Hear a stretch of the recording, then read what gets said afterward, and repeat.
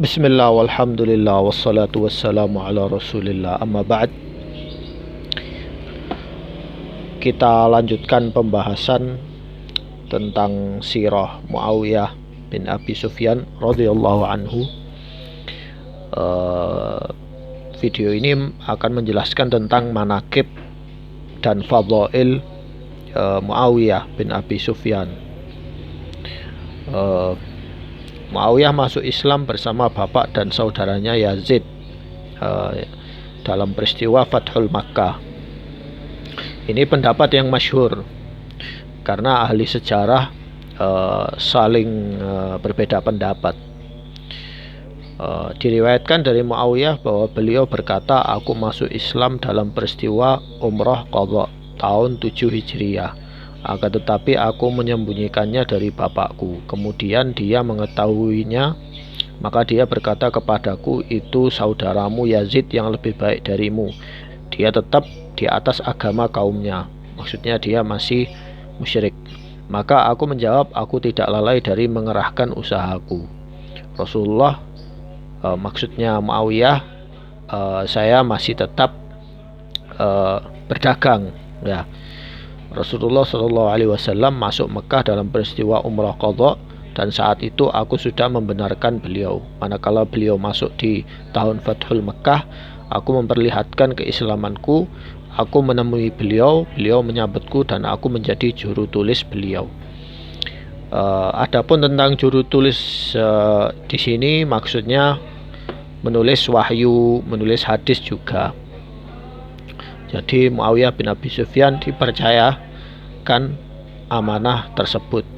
Muawiyah ikut dalam perang Hunain bersama Rasulullah SAW, dan beliau memberinya 100 unta dan 40 uqiyah emas dari ghanimah Hunain. Para ulama menyebutkan bahwa Muawiyah memiliki keutamaan-keutamaan yang banyak. Di antaranya dari Al-Quran, Muawiyah ikut serta dalam perang Hunain, ya. Di sini saya langsung baca artinya. Kemudian Allah menurunkan ketenangan pada Rasulnya dan kepada orang-orang yang beriman, dan dia menurunkan bala tentaranya. Bala tentara di sini adalah para malaikat yang tidak terlihat olehmu, dan dia menimpakan azab kepada orang-orang kafir. Itulah balasan bagi orang-orang kafir. Muawiyah termasuk orang yang ikut dalam perang Hunain. Beliau termasuk di antara orang-orang mukmin yang mana Allah menurunkan ketenangan kepada mereka bersama Nabi SAW. Dan Allah juga menjanjikan kebaikan bagi Muawiyah bin Abi Sufyan. Ayat surat Al-Hadid ayat ke-10, tidak sama orang yang menginfakkan hartanya di jalan Allah di antara kamu dan berperang sebelum menaklukkan Mekah. Mereka lebih tinggi derajatnya dari orang-orang yang menginfakkan hartanya dan berperang setelah itu. Dan Allah menjanjikan kepada masing-masing mereka balasan yang lebih baik, dan Allah Maha teliti dengan apa yang kamu kerjakan. Jadi tingkatan sahabat itu berbeda-beda, ya.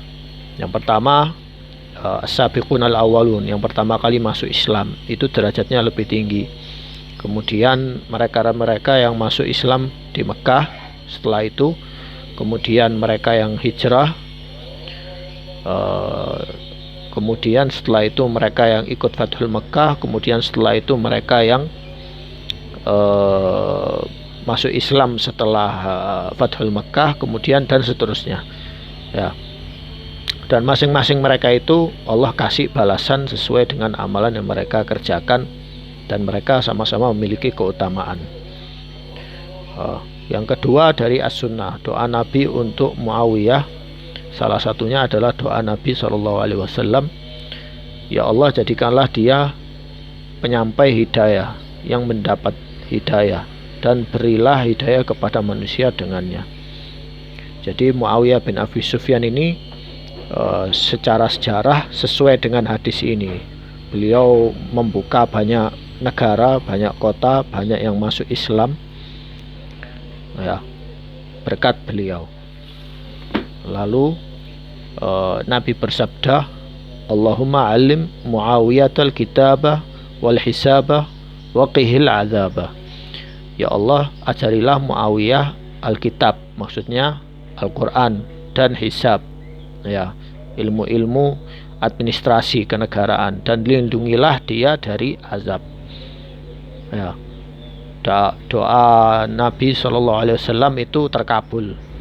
Ya, apalagi kalau beliau mendoakan kepada para sahabatnya, pasti Allah, janji Allah itu pasti. Dan masih banyak hadis lagi tentang keutamaan Muawiyah bin Abi Sufyan.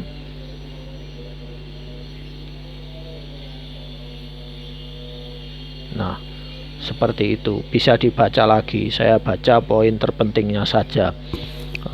Bagi yang ingin beli buku ini bisa didapatkan online, ya. Saya ingin penonton video ini juga membaca, jangan hanya tiktokan saja atau bermain hal-hal yang tidak berguna. Gunakan waktu untuk belajar dan membaca sejarah, karena kalau kita melupakan sejarah pendahulu kita, maka kita akan hilang. Kita akan menjadi umat yang tidak memiliki identitas. Kalau kita tidak memuliakan para salaf, tidak meneladani mereka, tentu kita akan tersesat. Ya, insyaallah akan saya lanjutkan di video lain. Sekian, wassalamualaikum warahmatullahi wabarakatuh.